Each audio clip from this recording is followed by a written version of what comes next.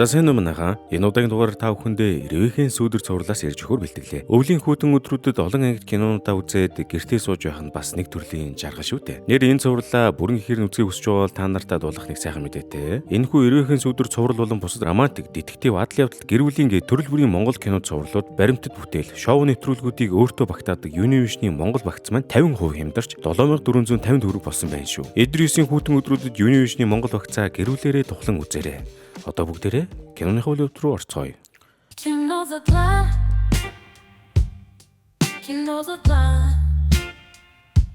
Кино маань нэгэн бүсгүй дэлгүүрээс хүнсээ цуглуулж байгаагаар эхэлнэ. Энэ бүсгүйг Дөлгөөн гэдэг ба өнөөдөр түүний төрсөн өдөр. Харин буйдан дээр тухлан суух энэ эмэгтэй бол Дөлгөөний эгч Дөлгөөн. Цааш бүгдээрээ эгчнэ гэдээ удаа явчих л та. Тэгсэн энэ эгчдүү хоёр маань хоорондоо учиргүй уцаар ярьж гарч байна. Ярианаас нь дүгнэхэд Дөлгөөн эгчийн нөхөр нь өмнө түүнийг араар тавьж байсан. Энээс болоод эгч бол нэлээд хараа яналттай байх болсон аж. Харин Дөлгөөний нөхөр бол хүн их халамжтай, гэр ажлаас өөр мэддгүй хүн байж таарлаа. Барилгын талбай дээр учиргүй инээд алдан зогсох энэ хүн бол Дөлгөөн эгчийн нөхөр Базраа. Эгч нөхөртөөгөө уцаар ярьж дүүгийнхээ төрсөн өдрийг сануул орой хамт явна нэрт тараарай гэж бас хажуугаар нь хаана юу хийгээд яваад байгааг нь тантгааж марцсангүй. Базраа ахын ажлынхан ч одоо барилгын талбай дээр байна эдэргээд ард нь бахираастай. Бас л барьцгүй хүн болтой шүү. Айлын сайн эзэгтэй Дөлгөөн маань халамжт нөхөр хүссэнтэйгээ төрсөн өдрөө лагер дээрээ гэрүүлийн найзуудынхаа хүрээнд тэмдэглэн инээд ирээгээд мөн төрсөн өдрөөрөө хадмууд дээр очих ёстой гэд ярилцаж байна. Удалгүй хүслэнгийн утас дуугарсан ч манер утсаа авсангүй. Өөрийнхөө төрсөн өдрөөр хадмууд дээр очиод л аргагүй сайн бэр болтой. Үзэг солигтод Дөлгөөн багын найз учрлын да зочилж ирвэ. Найздаа бүр бууз хийгээд авчирч өгч байх шиг сэтгэл нь хэцүү юм уу? Найзуудад нэг ээж шиг хүн байдаг да. Тэр хүн Дөлгөөн болтой. Эмэгтэй хүмүүс уулзсных яа зүгээр ах вэ? Бас чигжуг бол чи дуран үг солино шүү дээ. Учрлыг хүнтэй болж байна уу? Гэртээ ямар гоё буйд авсан юм гээл элдв зүйл ярилцсан. Энэ найз учрал нь ганц бий өсгүй юм бахав. Дөлгөөнч найзтай нөхрийгөө багтаад л гадагшаа авч амарч зугаална гэд цаагуур амуу нөхрөө хурган гайхуулаад байгаа юм уу та. За тэгээд энэ хоёр орой уулзахаар болоод саллаа. Дөлгөөнч хадмында ирлээ. Эдний хадмууд нь харвас бэлтэй айл байна. Бэрдээ бэлэг өгөхөөр дуудсан байх нь. Бэлэг нь юу байсан бэ гэвэл бэлгийн дэд мөнгө байлаа гэж. За үзэгдэл дахин золигдоход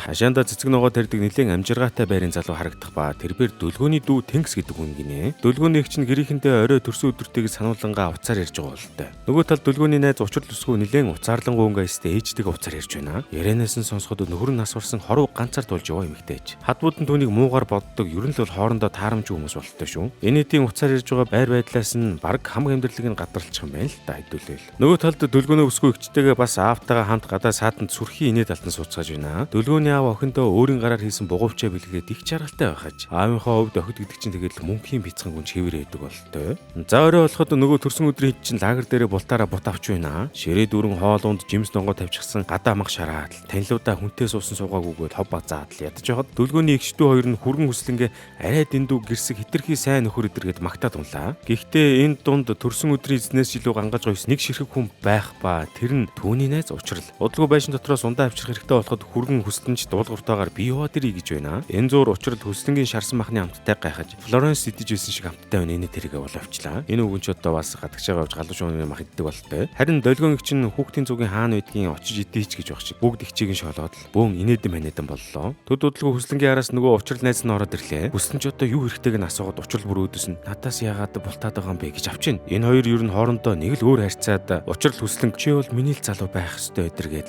хан руу шахаад хошуу амаа нийлүүлээд унлаа хөөзөлөх чинь Харваажийн болохгүй хэрэг тарьсан болтой гараад ани ажуур дайчин гихчээр энэ хоёрын жанжан болж итэл Дөлгөөн эгч нь гаднаас орж ирээд эгээтэл клап нь хаагцсангүй. Эгч бол хэлэх үггүй болж балмагдан танд ч одоо юу болж байгаа юм бэ арайчтэй гэж хэлэх ба учрлыг төлөвлөж унгаад энэ бүхнийг дүүм нь хараагүй нэх юм гэж бод яадаг ач мэддгүй юмнууд бай та хоёр Дөлгөөнт мэдэгдээд үзээрэй гэд хадуу санаулав. Дүүдээ төрсөн өдрөөр нь нөхөр нь сайн найзтай нугагийн харилцаатай гэж мэдгэдгийг хэн өсгөвдөө. Эгч их л бие барьж байгаа харагдан. Та нар эгчийн оронд байсан бол яах вэ? Бас л эвгүүлтэй.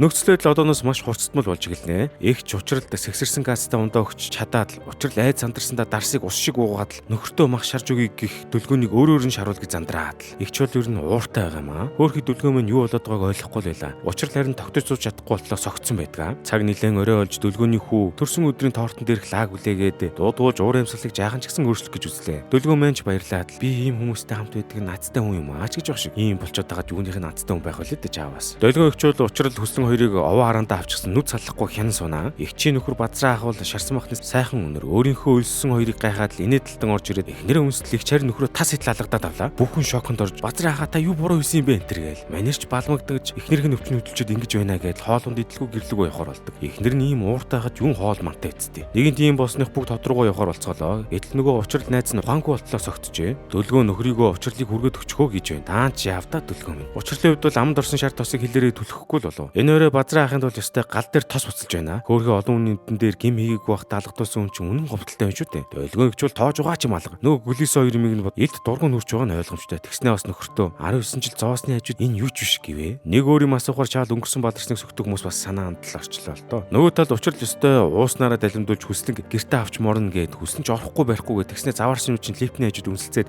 гэрт нь ороод үргэлжлүүлж байгаа болтой. Цагаандаа гарсан хүмүүс юм дөө. Өнөө хүслэн чинь чамгүйгээр байж чадахгүй гэх ба учрал харин чад гэж байна шүү. Ямар гээчийн санаатай хүн бэ? За тэгээд баахан учрал болт үйл явдлаар дүүрэн төрсөн өдрөө дуусгаад гэрийнхээ гадаа иртэл хизээ хойно тэдний араас хүснэ нээх гимгүү царилаад ирж байна. Яагаад дудваа гэсэн чинь цагдаа зогсооход гэд залаа тавьчлаа. Гэртээ ороод нөхрөө сайн хоол идэж чадаагүй шүү дээ. Хоол хийгээд өгөх энэ төр гэлээ. Лай байгаа да. Гин дүлгөө минь унтахаар орондоо хортол нөхөр нь өөр өөрөнд уцаар яриад унлаа. Ажлынхаа үнтэй ярьж байгаа юм шиг болгоомжлох хэрнээ. Үнэн хэрэгтээ нуаатайгаа уцаар ярьж байгаа нь ойлгомжтой. Дөлгөөн ихчийг нь ихнэрт нь янз бүрийн хэлээгүй байна энтергээ танталтай хэлж байгаа юм баху. Хөөхий дөлгөөнөг бас арай л бөөрлөж байна гэж бодогдохоор гам. Хар шөнөөр хүртэл уцаар ярихдаа ихнэр мэдээгүй юм чи энэ хэвээрээ нууц харилцаатай бай энтергээд арай даварцсан гарууд юм аа. Өөрийн нүдээр бүхнийг харсан долгионч нь урдаа нэг хатуу юм тавиад сууж байснаа гинтгэн гүйж гараад машинаа аваад төдлөө. Тэгсэн учрлын гэр үүдэнд очиод орж хашгирж байгаад гэрт нь ороод бөөдөнгийн тухай ярьж байснаа. Чамд ичгнүр байна уу? Та нар хизэнэс гисэн юм гэд байцаж эхлэв. Гэтэл нөгөө учрал нь үнэн томжиргуу царай гаргаж хавраас гэж авж байна. Хүслэнгийнх гэрүүлээрээ хавар салхинд гарах үеэр нэгэндээ татагдаад эхэлсэн юм баху. Энийг сонссон хинч биеэр чүлэстэй гэдэг юу л бол эгч өстө жихнээсээ бачуурж хэлэх муу өгөө оллоо өстө толгоноос нь зулгаж гарлаа. Энэгч бол үнэн балмад тавир гаргаж хүртэх ёстойг нь хүртэнэ гэд бүр улаарчжээ. Гэрүүлтэй хүнтэй явуулна гэдэг чинь тэгэд эрүүл ухаантай хүн хийх зүйл биш шүү дээ. Хүслэн ч гэж хүслэн аваа босгоогүй бол шаазгаа юунд суух үлээ дээ. Гэхдээ учир чинь бүр шийдэл зүүхэн байж таарлаа. Энэ харилцаагаа болохгүй. Энэ чинь миний хувь тавилан энэ гинэ. Дараагийн гэхлээр нөгөө үстэлцээ цүүд болоод исэн хоёр чинь дундаа хэдэн бор юм тавьсан сууж байна. Долгион их чинь лекс тавиад л энэ хоёрын ярианаас хэрүүлбэл Европ амьдарч байсан учрлын нөхөр нь нас бараад эцүү цаг үе тохиож Монголд ирээд орох оронгүй сандарч байжээ. Тэр үеэр долгион чинь түүний гэртээ амьдруулж гэр бүлийн гишүүн шиг ханддаг байж. Учрал хадам дүүн байрны урьдчилгаа өгөхөд найз минь орон байртай болоо гэд өлгөн л хамгийн их баярлж байсныг хүртэл дурсан.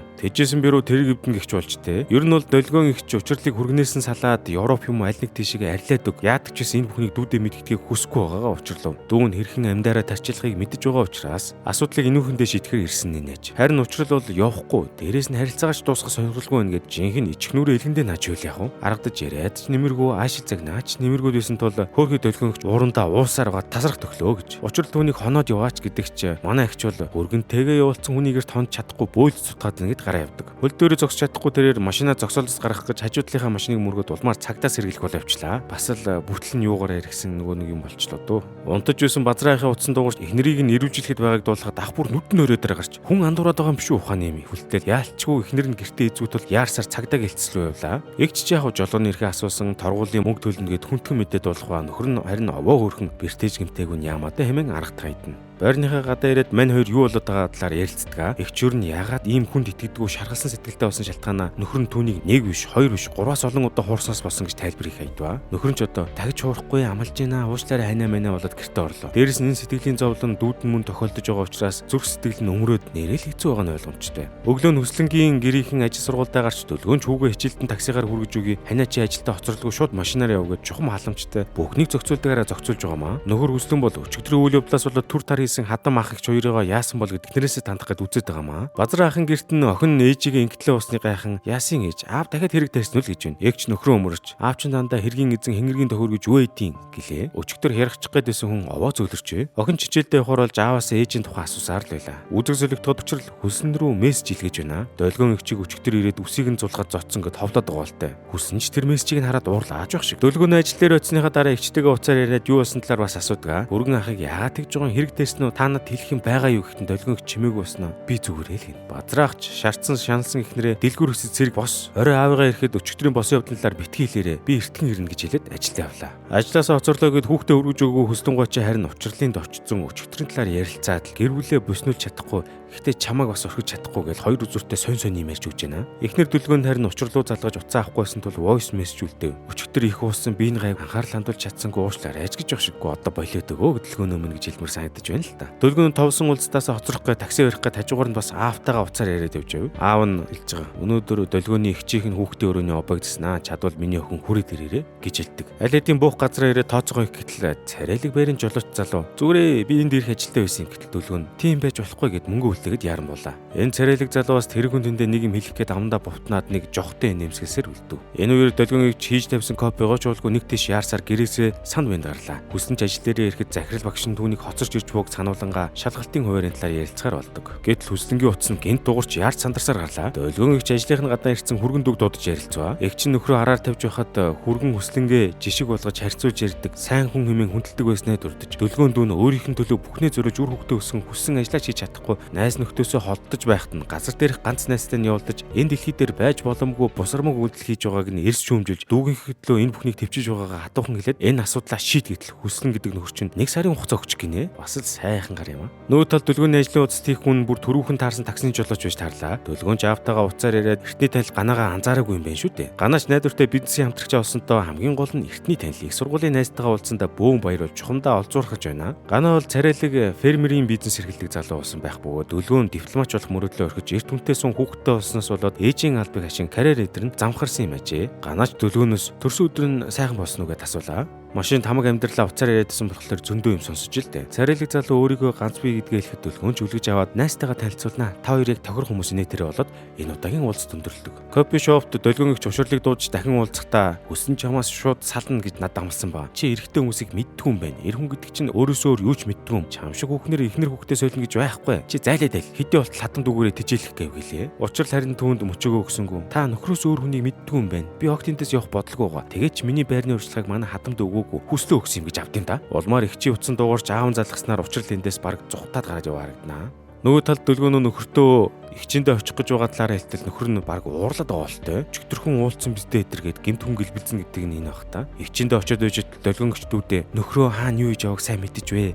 Эр хүнд идэхээр эрхийн уруундаа итэг юу ч болсон бэ хүнд хардах хэрэг гэж би шүү. Ухааны хэлж байна. Алсуураа өгөн дохоо өгöd байгаа юм шүү дээ. Дэлгөөн бол гэхдээ нэлийн хэнэггүй нөхөр болтой. Ихчийн ярианаас ойлгож байгаа ч юм төвч алга. Бас ажил дээр хуучны анд ганаатайгаа таарснаа ихчтэй хэлээд учралтай танилцуулах гэж байгаа хэлэхэд ихч бол уурлаа шүү дээ. За нөгөө талд хамаг хэргийн эзэн болох хүслэн учир хоёр уулзчихсан дар суух зураа хэд гурван үг солио сууж бай. Хүснэ хэлж байгаа. Гэр бүлээс өрүүлэхгүй. Энэ харилцаа ингээд дуусгая. Уучлаарай гэх бол харин учрал гэр бүлээс өрүүл гэж хэлэхгүй ч энэ харилцаагаа үргэлжлүүлээ салж чадахгүйгээд уйлж унжаад хэлдэг. Энэ хоёр салах гэж бас нэлээд ядаргаатай болох нь л дээ. Оройн дэлгөөний гэрт аав нь хүргэн хүүслэн яагаад ирэхгүй талаар асуухад дэлгөөнч нөхөртөө хэр алдаахгүй зангаараа найзтайгаа уулзаж байгаа гэд тайлбар хийв. Тэгсэн харин аавынх нь найз ах нь эдний гэр бүлийн хэрэг тушууд ирж найзтайгаа уулзаж өгнө гэчихэд өөр хүнтэй уулзаад дүрсгүүтэд яваад байдаг юм биш үз гэж хэлдэг. Тэгсэн хөөрхөн аав нь өргөн мэн томоотой хүн манай өргөчүүд ер нь сайн хүмүүс гэд бас хөөрхөн гинэн их тэмтгий хүн бололтой.